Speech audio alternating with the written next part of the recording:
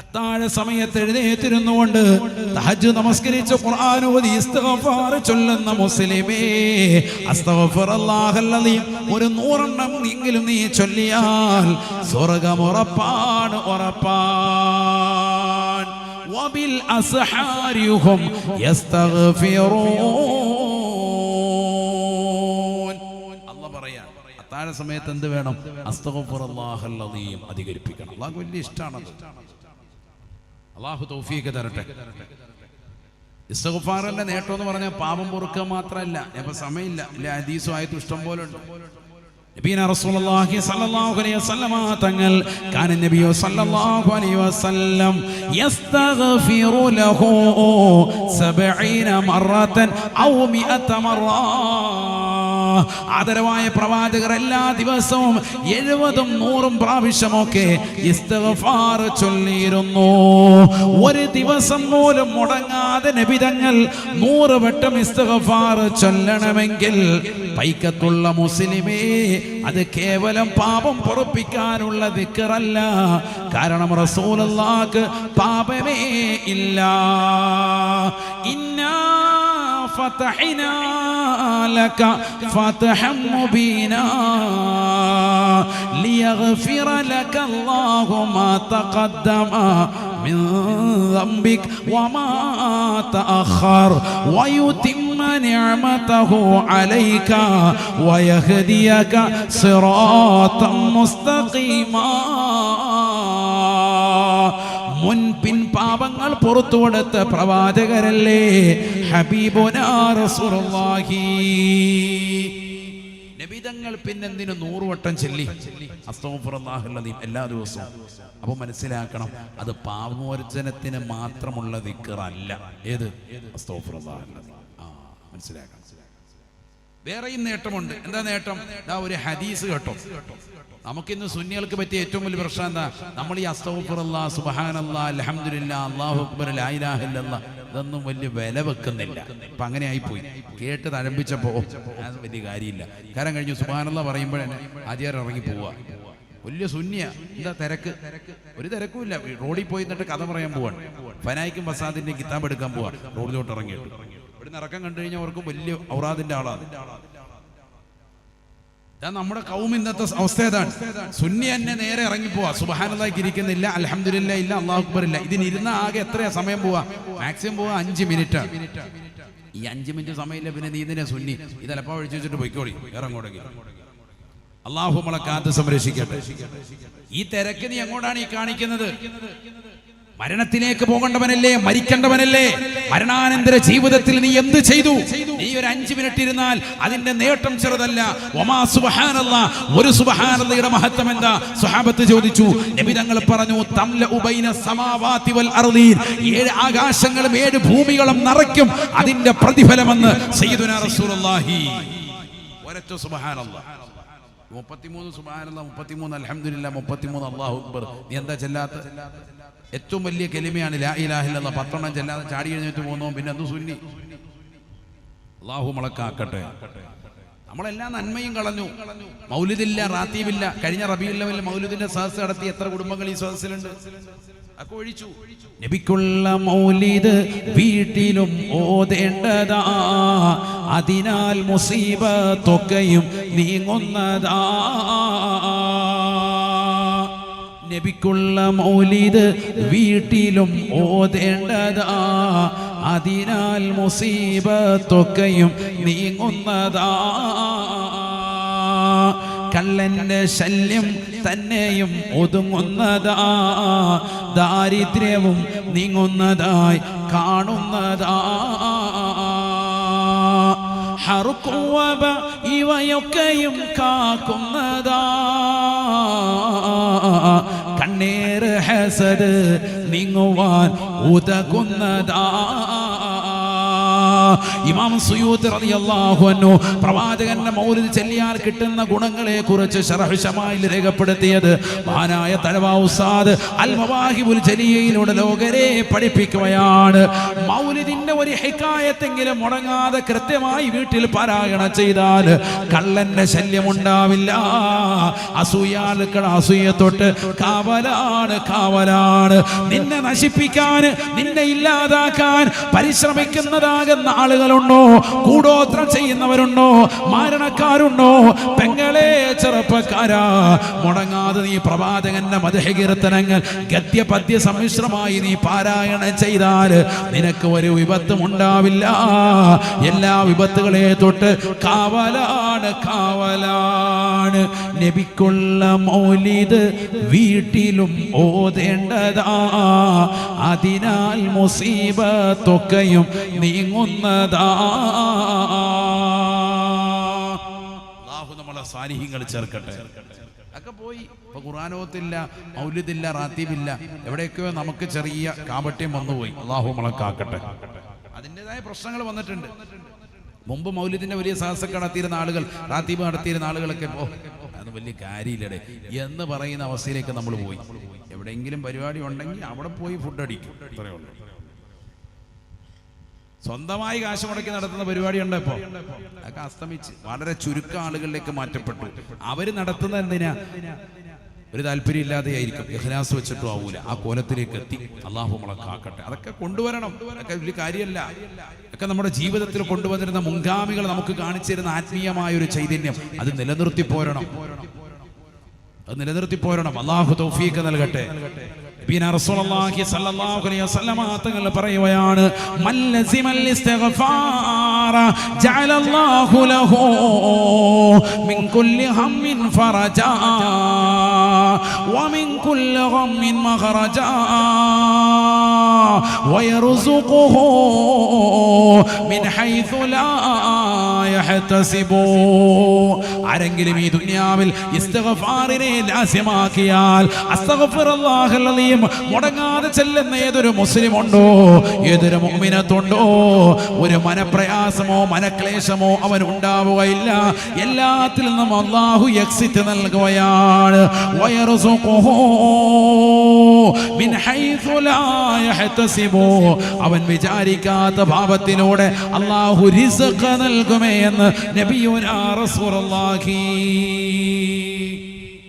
അവൻ ഉദ്ദേശിക്കാത്ത തലത്തിലൂടെ കാര്യങ്ങളൊക്കെ നടത്തും. റിസ്ഖ് എന്ന് പറഞ്ഞാൽ ഫുഡ് മാത്രമല്ല സഹോദരങ്ങളെ, സഹോദരിമാരെ മനസ്സിലാക്ക്. ഭക്ഷണം മാത്രമല്ല, എല്ലാം ഉൾപ്പെട്ടു. നല്ല വീട്, നല്ല വാഹനം, നല്ല കുടുംബജീവിതം, നല്ല ജോലി, നല്ല ഭക്ഷണം, എല്ലാം ഉൾപ്പെട്ടതിനാണ് എന്ത് പറയാ? റിസ്ഖ് എന്ന വാക്ക് പറയാ.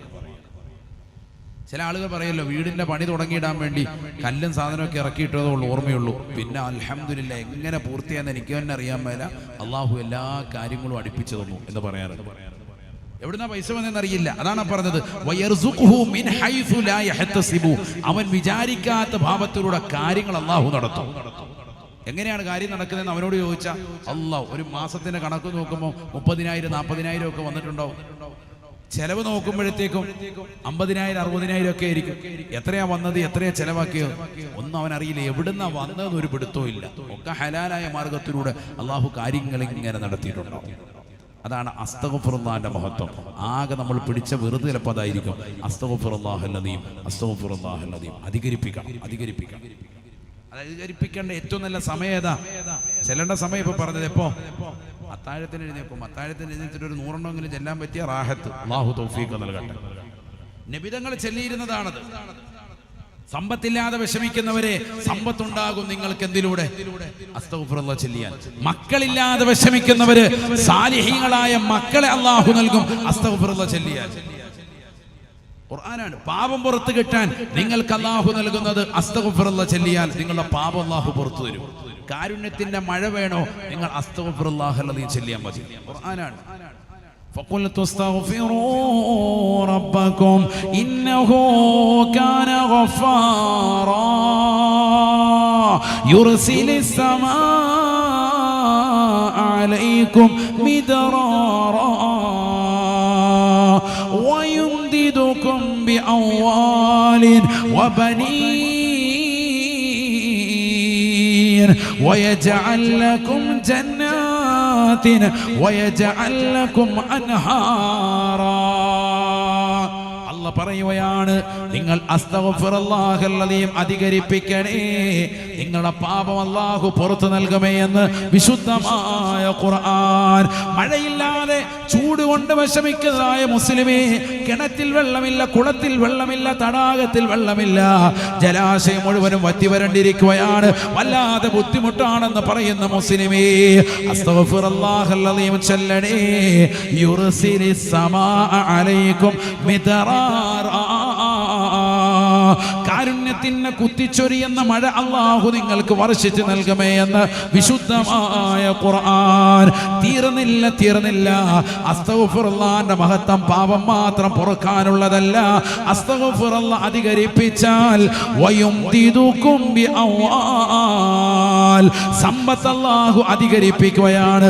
സമ്പത്തില്ലാതെ വിഷമിക്കുന്ന ചെറുപ്പക്കാരാ, കച്ചവടക്കാരാ, സഹോദരാ സഹോദരി, അസ്തഗ്ഫിറുല്ലാഹല്ലദീം ചൊല്ലിയാൽ സമ്പത്ത് വർദ്ധിപ്പിക്കുമേ എന്ന് വിശുദ്ധമായ ഖുർആൻ. തീർന്നില്ല. മക്കളില്ലാതെ വിഷമിക്കുന്നവരെ വബനീൻ, അല്ലാഹു സന്താനങ്ങളെ നൽകുമേ എന്ന് വിശുദ്ധമായ ഖുർആൻ. അല്ലാഹു പാപങ്ങൾ പുറത്തു നൽകി, കാരുണ്യത്തിന്റെ മഴ വർഷിച്ചു നൽകി, മനപ്രയാസങ്ങൾ നീക്കി നൽകി, റിസ്ക് അല്ലാഹു വിശാലമാക്കി, നിനക്ക് സമ്പത്ത് അധികരിപ്പിച്ചു, സന്താനങ്ങളെ അധികരിപ്പിച്ചു. ഇതൊക്കെ ഈ ദുനിയാവിൽ നൽകുന്നതാണ്. ഇതുകൊണ്ട് തീർന്നില്ല. ആഖിറത്തിലേക്ക് അല്ലാഹു മാറ്റിവെക്കുകയാണ്. വയജഅൽ ലക്കും ജന്നാത്തിൻ വയജഅൽ ലക്കും അൻഹാറാ. അസ്തഗ്ഫിറുല്ലാഹല്ലദീം ചൊല്ലി അല്ലാഹുവിലേക്ക് തൗബ ചെയ്ത് മടങ്ങുന്നവരെ, പരിശുദ്ധമായ റമദാനിന് മുമ്പ് ചെയ്തു പോയിട്ടുള്ള എല്ലാ പാപങ്ങളും അല്ലാഹുവിലേക്ക് ഏറ്റുപറഞ്ഞ്, അല്ലാഹുവേ, ഞാൻ കള്ളു കുടിച്ചവനാണ്, ഞാൻ വ്യഭിചരിച്ചവനാണ്, ഞാൻ സിനിമ കണ്ടവനാണ്, ഞാൻ സീരിയൽ ദർശിച്ചവനാണ്, ഹറാമായ തലത്തിലേക്ക് എന്നെ കണ്ണുകൾ കൊണ്ട് അന്യരാകുന്ന പെണ്ണിന്റെ ശരീരത്തിന്റെ ആകാര സൗഷ്ഠവങ്ങൾ കണ്ടുപോയിട്ടുണ്ട് അല്ലാ. അന്യപുരുഷൻ്റെതാകുന്ന ശരീരഭാഗത്തേക്ക് ഞാൻ നോക്കിപ്പോയിട്ടുണ്ട് അല്ലാ, നീ എനിക്ക് പൊറുക്കണേ അല്ലാ. ഹറാമായ തലത്തിലേക്കുള്ള ചാറ്റിംഗ് നടത്തിയവനാണ് അല്ലാ. എന്റെ കൈകൾ കൊണ്ട് ഹറാം പിടിച്ചിട്ടുണ്ട്, എന്റെ കാതുകൾ കൊണ്ട് ഹറാം കേട്ടുപോയിട്ടുണ്ട് അല്ലാ, എന്റെ കാലുകൾ കൊണ്ട് ഹറാമായ തലത്തിലേക്ക് നടന്നു പോയിട്ടുണ്ട് അല്ലാ. പടച്ച റബ്ബിലേക്ക് പൊട്ടിക്കരന്നുകൊണ്ട് തൗബ ചെയ്യുന്നവരെ, നിന്റെ തൗബ അല്ലാഹു സ്വീകരിക്കുമെന്ന് മാത്രമല്ല, സ്വർഗീയമാകുന്ന ഉദ്യാനങ്ങളും സ്വർഗീയ അരുവികളും അല്ലാഹു സമ്മാനിക്കുന്നതാണ്. അല്ലാഹുവിന്റെ റസൂൽ പറഞ്ഞില്ലയോ, അത്തായിബു മിനദ്ദംബി കമൻ ലാ ദംബ ലഹു. തെറ്റുകൾ ചെയ്തിട്ട് പടച്ച റബ്ബിലേക്ക് പൊട്ടിക്കരഞ്ഞുകൊണ്ട് ഇസ്തിഗ്ഫാർ ചൊല്ലി തൗബ ചെയ്യുന്നതായ മുസ്ലിമേ, അവന് പാപമില്ലാത്തവനെ പോലെ പാപ സുരക്ഷിതത്വം കിട്ടുമേ എന്ന് ഹബീബ് മുഹമ്മദ് മുസ്തഫ. റമദാൻ കടന്നു വന്നിട്ടല്ല മുസ്ലിമേ തൗബ, റമദാൻ കടന്നു വരുന്നതിന് മുമ്പ് തന്നെ തൗബ ചെയ്യണേ. തൗബ ചെയ്താൽ അല്ലാഹു നിന്റെ പാപങ്ങൾ പൊറുക്കുമെന്ന് മാത്രമല്ല, കാരുണ്യത്തിന്റെ മഴ വർഷിച്ച് നൽകുമെന്ന് മാത്രമല്ല, നിനക്ക് അല്ലാഹു സമ്പത്ത് നൽകുമെന്ന് മാത്രമല്ല, നിനക്ക് സന്താനങ്ങൾ അധികരിപ്പിക്കുമെന്ന് മാത്രമല്ല, നിന്റെ എല്ലാ മനപ്രയാസങ്ങളും നീക്കുന്നതാണ്. നിനക്ക് അല്ലാഹു റിസ്കിന്റെ കവാടങ്ങൾ തുറന്നിട്ട് നൽകുന്നതാണ്. ദുനിയാവ് കൊണ്ട് അല്ലാഹു നിർത്തുന്നില്ല, ആഖിറത്തിൽ അല്ലാഹു സന്തോഷം നൽകുകയാണ്. വയജഅൽ ലക്കും ജന്നാത്തിൻ വയജഅൽ ലക്കും അൻഹാറാ. സ്വർഗീയമാകുന്ന ഉദ്യാനങ്ങളും സ്വർഗീയ അരുവികളും അല്ലാഹു സമ്മാനിക്കുമേ എന്ന് വിശുദ്ധമായ ഖുർആൻ. അല്ലാഹു തൗഫീഖ് നൽകട്ടെ. ഈ രീതിയിൽ റമദാനിൽ നമ്മൾ ആത്മീയ ചൈതന്യമാക്കണം. ഇപ്പൊ അല്പമേ പറഞ്ഞിട്ടുള്ളൂ, കുറഞ്ഞ സമയം നമുക്ക് കിട്ടിയിട്ടുള്ള ഉള്ള സമയത്ത് ആയത്തു ഹദീസ് ഓതിയിട്ട് ആ തഹജ്ജുദ് മുതൽക്കുള്ള കാര്യങ്ങൾ മാത്രമാണെന്ന് ഉണർത്തിയത്. ഇങ്ങനെ നമ്മൾ ചിട്ടപ്പെടുത്തണം. സുബഹിയുടെ ബാങ്ക് വിളിച്ചു, 2 റക്അത്ത് സുന്നത്ത് നിസ്കരിക്കണം. സുബഹിയുടെ സുന്നത്ത് റവാത്തിബ് സുന്നത്തുകളാകുന്ന ഫർള് നമസ്കാരങ്ങൾക്ക് മുമ്പും ശേഷമുള്ള സുന്നത്താണല്ലോ റവാത്തിബ് സുന്നത്ത്. അതിൽ ഏറ്റവും ശ്രേഷ്ഠതയുള്ള സുന്നത്തായത് സുബഹിയുടെ സുന്നത്ത്. അതൊന്നും കളയരുത്. സുബഹിക്കരിക്കാത്തവരോട് പിന്നെ സുബഹിയുടെ സുന്നത്ത് പറഞ്ഞിട്ട് വല്ല കാര്യമുണ്ട്? അല്ലാഹു മുളക്കാക്കട്ടെ. മൻ സല്ലാ സുന്നത്തൈ സുബ്ഹി ബി അലം അലം ലം യജിദുഹു ഫീ ദാലികൽ ലൗമി അലമുൻ സയ്യിദുനാ റസൂലുള്ളാഹി. സുബഹിയുടെ സുന്നത്ത് നിസ്കരിക്കേണ്ടത് എങ്ങനെയാണെന്ന് നബി പഠിപ്പിച്ചു. എങ്ങനെ നിസ്കരിക്കണം? ഫാത്തിഹ സൂറത്ത് ഓതണം. അലം നശ്റഹ് ലക സദ്റക ഒന്നാമത്തെ റക്അത്തിൽ. അതിനോടൊപ്പം ഏത് ഓതണം? ഖുൽ യാ അയ്യുഹൽ കാഫിറൂൻ. രണ്ടാമത്തെ റക്അത്തിൽ സൂറത്തുൽ ഫീൽ, അലം തറ കൈഫ ഫഅല റബ്ബുക ബി അസ്ഹാബിൽ ഫീൽ. അതിനോടൊപ്പം എന്ത് ഓതണം? ഖുൽ ഹുവല്ലാഹു അഹദ്. അങ്ങനെ നിസ്കരിച്ചാൽ ലം യജിദുഹു ഫീ ദാലികൽ ലൗമി അലമുൻ, അന്നത്തെ ദിവസം ഒരു വിഷമമോ ഒരു ദുഃഖമോ ഒരു പ്രയാസമോ ഒരു വേദനാജനകമാകുന്ന വാർത്ത പോലും അവന് കേൾക്കേണ്ടി വരൂല എന്ന് സയ്യിദുനാ റസൂലുള്ളാഹി. സുബഹിയുടെ സുന്നത്ത് നിസ്കരിക്കേണ്ടതും പറഞ്ഞു. മൻ സല്ല സുബ്ഹ ഫഹുവ ഫീ ദിമ്മത്തില്ലാഹി ശഫീഉനാ റസൂലുള്ളാഹി. സുബഹി നിസ്കരിച്ച പിന്നെ ടെൻഷനേ വേണ്ട, അള്ളാഹുവിന്റെ കാര്യം മുഴുവൻ ഏറ്റെടുത്തു, റബ്ബിന്റെ ഉത്തരവാദിത്തത്തിലാണ് അവനെന്ന് സയ്യിദുനാ റസൂലുള്ളാഹി. ഇങ്ങനെ നമ്മൾ നമസ്കാരത്തെ പരിഗണിക്കണം, ഇബാദത്തുകളെ ശ്രദ്ധിക്കണം, റമദാനെ ഗൗനിക്കണം, അത്താഴ ഭക്ഷണം കളയരുത്. തസഹറൂ ഫഇന്ന ഫി സുഹൂരി ബറക. നിങ്ങൾ അത്താഴം കഴിക്കണേ, അതിൽ ബറക്കത്തുള്ള ഭക്ഷണമാണ്, അതിനെ നിസാരവൽക്കരിക്കരുത് എന്നും സയ്യിദുനാ റസൂലുള്ളാഹി. ഇങ്ങനെ എണ്ണിയാൽ ഒടുങ്ങാത്ത എല്ലാ നന്മകളുടെയും സമ്മിശ്രമാണ് റമദാൻ. ആ റമദാൻ ഉപയോഗപ്പെടുത്തുക, ഒരു കറാഹത്ത് പോലും ചെയ്യാതെ പരിപൂർണമായി ശ്രദ്ധ ചെലുത്തുക. എല്ലാ ഹറാമും ഒഴിക്കണം, എല്ലാ തിന്മകളും ഒഴിച്ച് നമ്മുടെ കണ്ണ്, കാത്, ശരീരത്തിന്റെ സർവ്വ അവയവങ്ങളും അള്ളാഹുലേക്ക് തിരിക്കണം. അള്ളാഹു തൗഫീഖ് തരട്ടെ, അള്ളാഹു തൗഫീഖ് തരട്ടെ. അങ്ങനെ നല്ല രീതിയിൽ ഇൻഷാ അല്ലാഹ് ജീവിതം ചിട്ടവെക്കണം. അള്ളാഹു കബൂലാക്കുമാറാവട്ടെ. റജബ് മാസം മുതൽ നമ്മൾ ശ്രദ്ധിക്കേണ്ട ഒന്നാണ് നിസ്കാരം. അത് ഇനിയെങ്കിലും നമ്മൾ ശ്രദ്ധിക്കണം. ശഅബാൻ മാസത്തെ ഹൃദയത്തെ ശുദ്ധീകരിച്ച് നടത്തേണ്ട മാസമാണ്. നബി പറഞ്ഞു, ഇന്ന ഹാദിഹിൽ ഖുലൂബ തസ്ദഉ കമാ യസ്ദഉൽ ഹദീദു. ഇരുമ്പിന് തുരുമ്പ് പിടിക്കുന്ന പോലെ മനുഷ്യന്റെ ഹൃദയത്തിന് കറ പിടിക്കും. സ്വഹാബത്ത് ചോദിച്ചു, വമാ ജിലാഉഹാ. ഇരുമ്പിന് തുരുമ്പ് പിടിച്ചാൽ അതിനെ നന്നാക്കാൻ ഞങ്ങൾക്കറിയാം, മാറ്റിയെടുക്കാൻ അറിയാം. ഹൃദയത്തിന് കറ പിടിച്ചാൽ മാറ്റാനുള്ള മാർഗമെന്ന് നബി തങ്ങൾ പറഞ്ഞു. രണ്ട് കാര്യങ്ങൾ കൊണ്ട് പറ്റും. ഒന്ന് മരണത്തെക്കുറിച്ചുള്ള ചിന്തയാണ്. ഞാൻ മരിക്കും എന്നുള്ള ചിന്ത നമുക്കുണ്ടെങ്കിൽ, അവനവൻ സ്വന്തം മരിക്കുമെന്നുള്ള ചിന്തയുണ്ടെങ്കിൽ നമ്മൾ നന്നാവും. രണ്ടാമത്തത് ഖുർആനിന്റെ പാരായണമാണ്. സയ്യിദുനാ റസൂലുള്ളാഹി. ഖുർആൻ പാരായണം ചെയ്യേണ്ടത് റമദാനിലല്ല, റമദാൻ മുമ്പ് തുടങ്ങണം. മഹാന ഇബ്നു റജബുൽ ഹംബലി റളിയല്ലാഹു അൻഹു പറയുന്നുണ്ട്, വകാനൽ മുസ്ലിമൂന ഇൻകബു അലൽ മസാഹിഫ്. മുസ്ഹഫിന്റെ മേൽ മുഖം കുത്തി വീഴുന്നവരാണ്. ഇദാ ദഖല ശഅബാൻ, ശഅബാൻ മാസം കടന്നു വന്നാൽ, അയ്യഖറഊനൽ ഖുർആന മറാത്തിൻ ബഅദ മറാത്തിൻ.